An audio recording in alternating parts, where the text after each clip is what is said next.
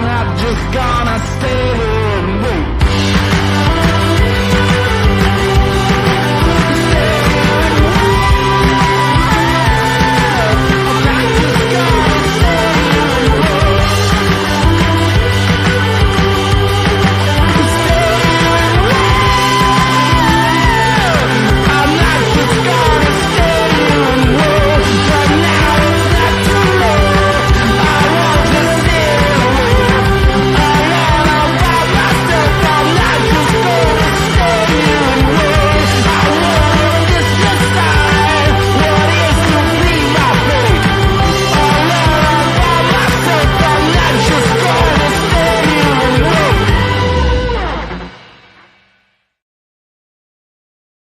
Oh my god, is this thing on? Hello, everybody. First it was fantastic to hear the damn song again. I've missed that song. It was so important to me over the past few months that the past few weeks without it has been, it's been missing. It's something missing in my life. I was not intending to go live today, so the 18 of you who are watching, hello and thank you for being here. I was thinking about doing a live today, and we do have an all-star panel coming up, so I'm not going to stay long here. But I got sort of a tip-off, and I'm going to play the original story I have in the paper today. Then we're going to go with what I got to update that story, and then we may or may not play the rest of the stuff, because I do still have to upload the newscast for 7:30, so I got about a half an hour to play with here. Thank you all for being here. I am not monitoring the chat, so if any super chats or anything come in, I'm not going to thank you immediately. I'll see them starred. I'll hit you up at the end of the program. We will not be interrupting for that. But yeah, let me pull up the first story first, and then I will fill you in with the news I received from an anonymous source a few minutes ago. And of course it's Jim Tech, so I have nothing loaded yet. Give me a second as it loads. And how the hell are you? Put how you are today inside chat, please. And special thanks goes out to Facebook Karen, who sent cat food today. So thank you. That was a surprise.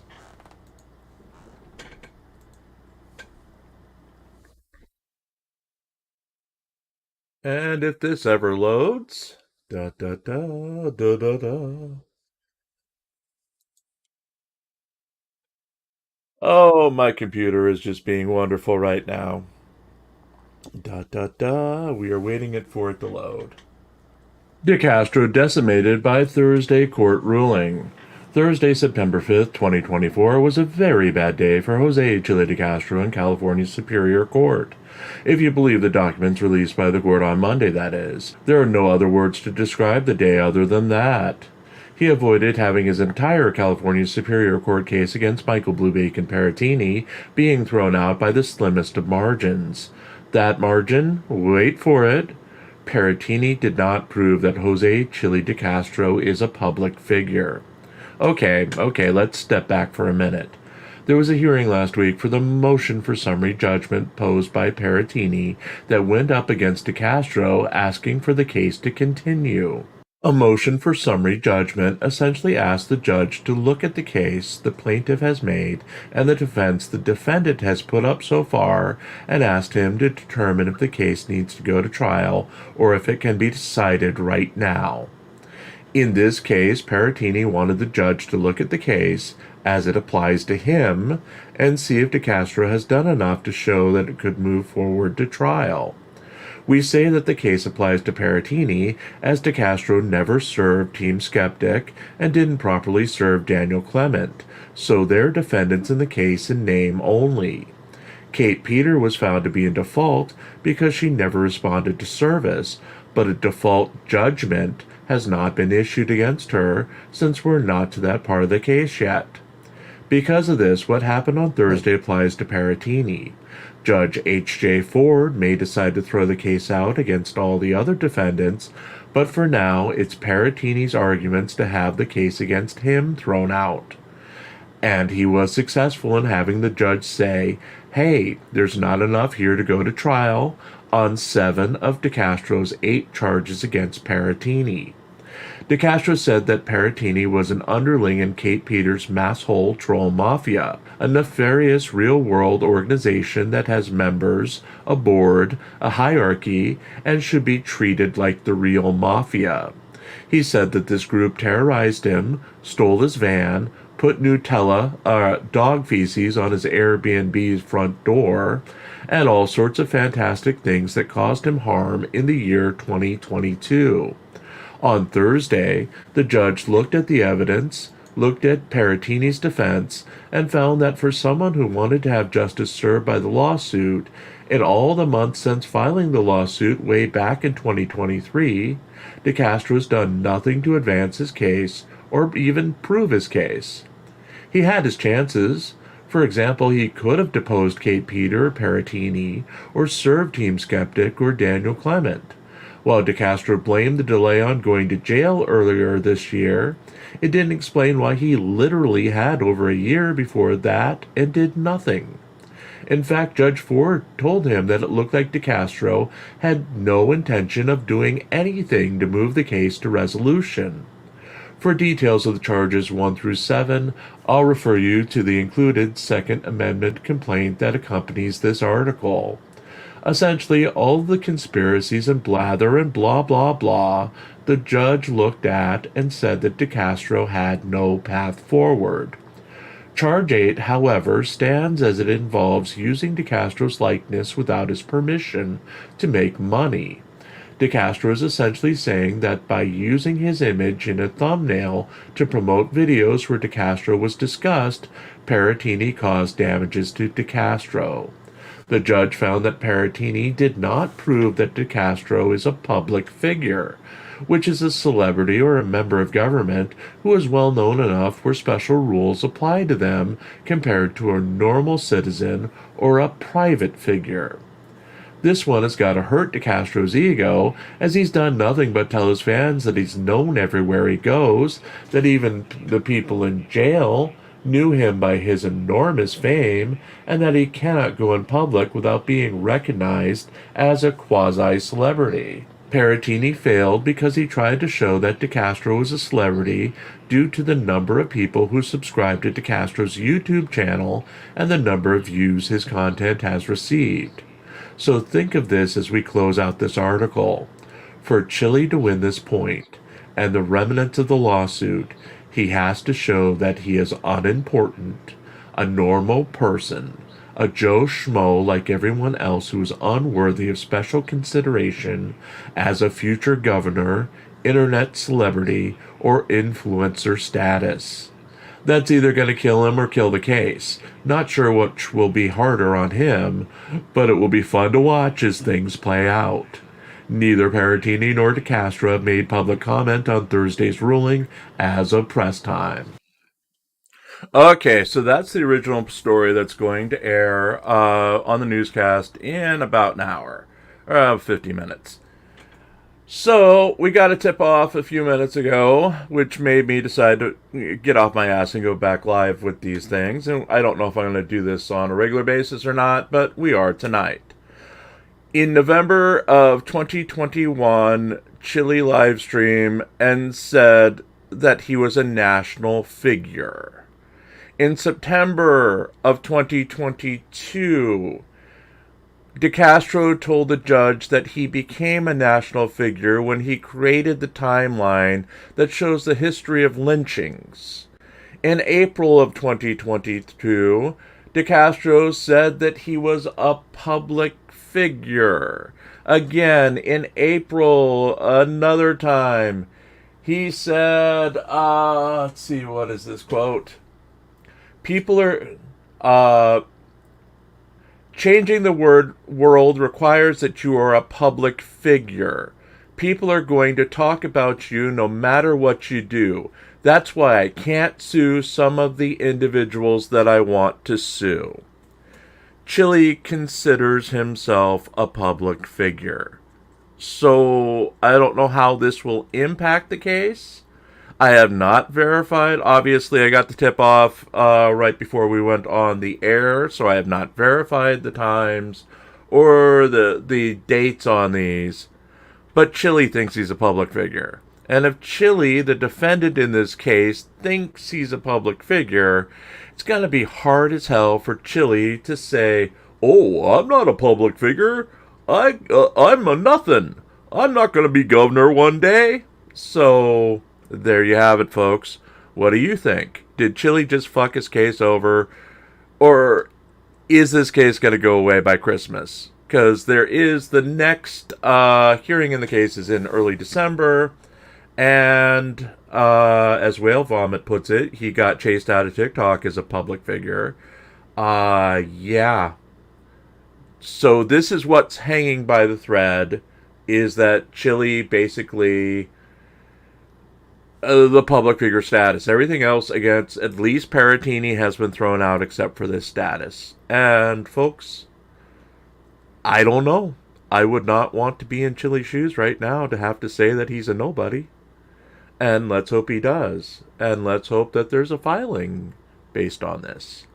Anywho, if you want to stick around, we're going to do one more Chili story. We may do at least another story after that. But then I really got to go because I do have to get things uploaded. Yeah, but then again, I went and rendered everything in vertical format real fast. So if you want to stick around and listen, you can. But that's the news. Chili may have fucked himself over pretty badly here with all these past quotes that are going to be used against him. I'm going to present the next... We have another Chili from his live stream last night, which isn't as fun as this one, but hey, it's a Chili story. So let me pull it up here, and let's hope that my computer is running right now.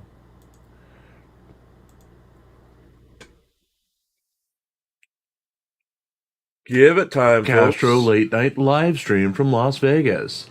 The darkened streets of Las Vegas were brightened by the presence of Jose Chile de Castro's camera late Monday night as the hero to dozens and failed Power Ranger went for live from a traffic stop in the city. De Castro seemed fascinated by the Las Vegas Metropolitan Police DUI van, which had been driven by an officer who had pulled the car over. De Castro, standing at least 10 feet from the crime scene, explaining that the officer knew him on sight and said, "What's up, Chili?" before he started the live stream. As he finished the stop, the officer again stopped to speak to De Castro. He explained that the oversized vans, which are similar in size and shape to mobile blood donation vans, carry an officer and a phlebotomist as a team. The phlebotomist is on hand to draw blood on the scene of DUI arrests and is able to easily draw blood and process the blood for impairment levels without leaving the side of the road.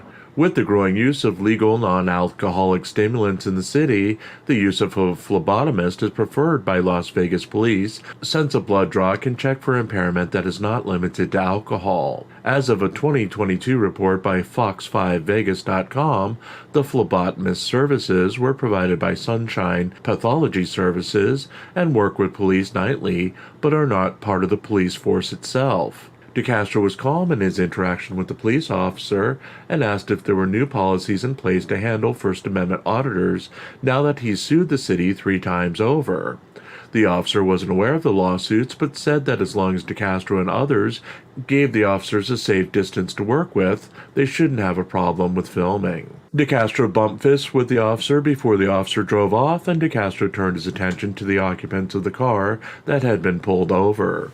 The YouTuber explained his 5A cop card and trifold products. He said that not interacting with the police officer may have gotten the female driver incarcerated in this case, since she had to explain why she couldn't get her expired plate updated. Invoking her Fifth Amendment rights would normally serve her well in future encounters with police. De Castro gave the driver and her passenger copies of his product before exchanging information with the passenger about an upcoming video shoot he had planned in Los Angeles. He said that he could use the passenger, a large jacked black man, in his upcoming series of videos. Please remember that while De Castro doesn't seem to be holding a celebration for his birthday on Wednesday, September 11th, 2024, we'll be holding one for him on our Really Cool News YouTube channel at 8 p.m. Eastern, 7 p.m. where it counts, 6 p.m. Mountain, and 5 p.m. in the Pacific Time. Please stop by and have a ball at Chili de Castro's expense.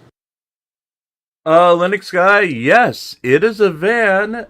He showed it on camera. It looks like a blood drive or blood donation van, except it's painted in LVMPD colors with advertising on the back that says it's a DUI van. And yes, they draw blood in it.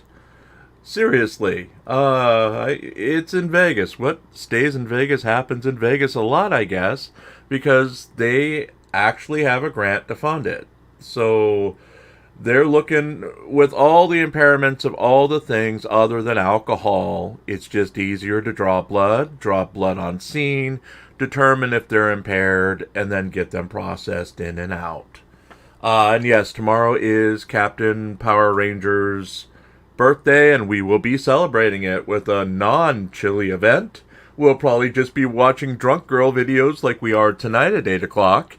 But hey, it's at Chili's expense, so we're gonna have fun with it. Put a 1 inside chat here on YouTube if you want me to play another story. I've got 2 more to go. Yeah, I've got a 4 public safety story with the person getting demonetized, and we've got a Lindsay Gaetini story, which is a little bit more sensitive. I see 2 1s. I see a 42. I'll count that as no. Okay, then we'll do, so far, we've got a bunch of 1s.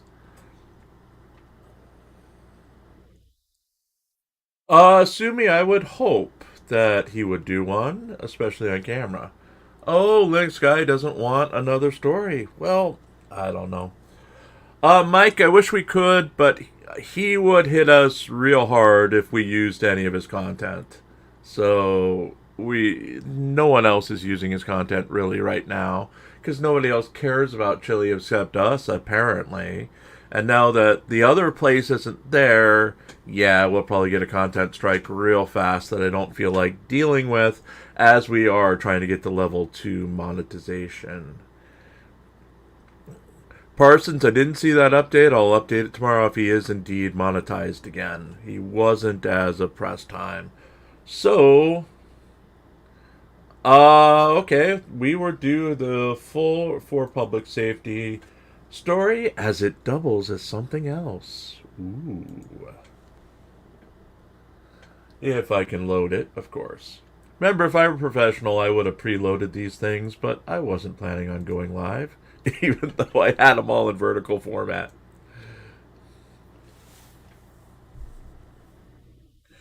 Give it a second. For Public Safety has channel demonetized. Christopher, for Public Safety Reader, announced on his YouTube channel on Monday night that trolls and representatives of the government caused his YouTube channel to be demonetized, which resulted in no donations to his GoFundMe campaign. His latest video announcing his demonetization claimed that the government and his trolls have conspired to report his channel for terms of service violations and using content that does not belong to him, resulting in his demonetization. The reader claimed that YouTube informed him of the decision and asked him to make a 5-minute video refuting the accusations against him. He played most of that video as the bulk of his released video. The YouTuber explained that he used a series of paid applications that contained licensed music that was constantly being falsely flagged by YouTube as being in violation of copyright when he used them in videos. But he did nothing to refute any claims. He said that he has stopped using that music and replaced the music with sound effects in his most recent videos, giving his trolls nothing to report.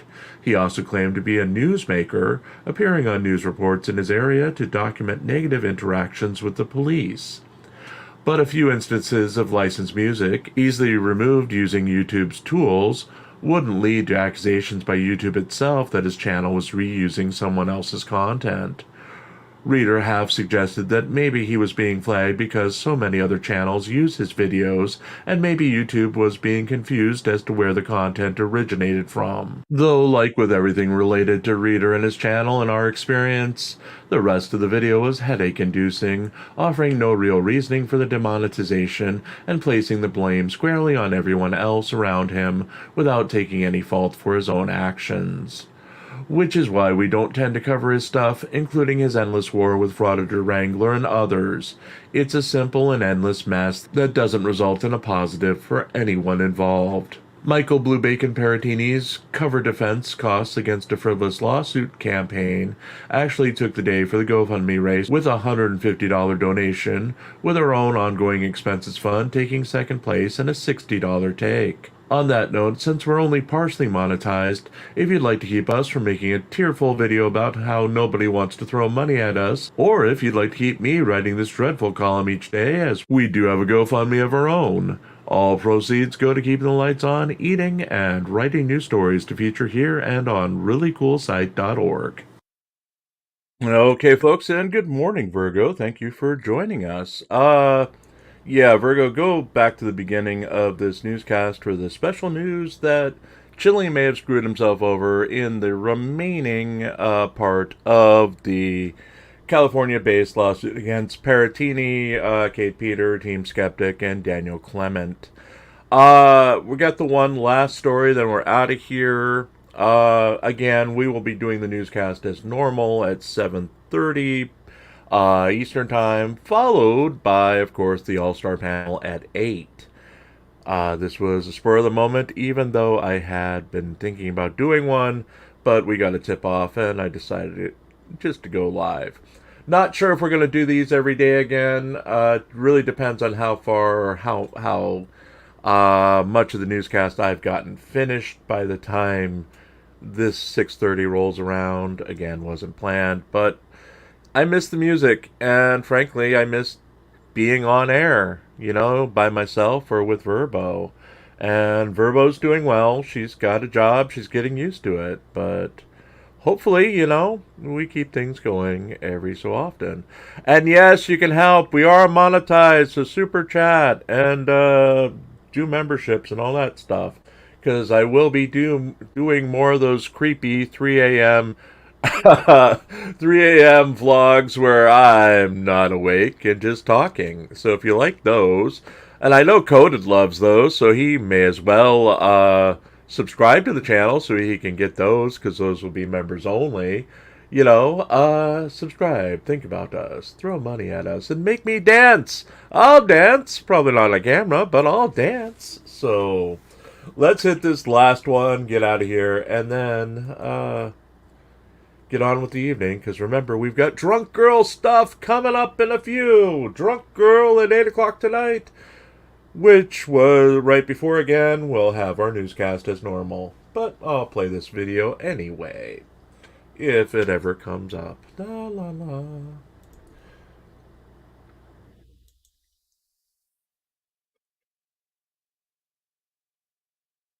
Gaetini identifies Broyles as tormentor.